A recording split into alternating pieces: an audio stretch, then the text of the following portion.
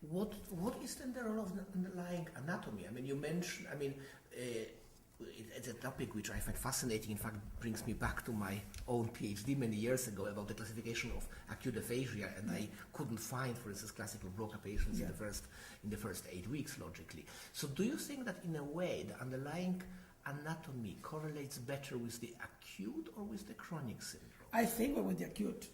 It depends. There are a very recent study of brain connectivity that has been done by Mark Desposito in the States that had shown that when a patient has a stroke, the lesion have a local deactivation, but also all the networks in the left hemisphere, but also in the right, that are connected with the damaged area are disconnected.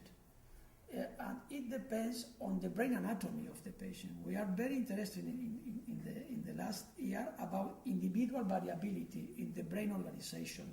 And I think it is, in the future, it is quite important to evaluate with neuroimaging the individual characteristics of every patient in order to plan the rational therapy from these patients. For instance, the arcuate fasciculus it has a tremendous individual variability. For instance, in the left hemisphere, there's a leftward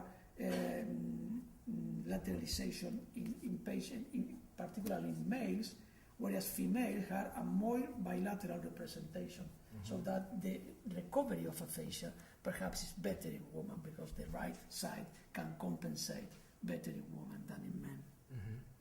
But it's for the future, it's not fascinating.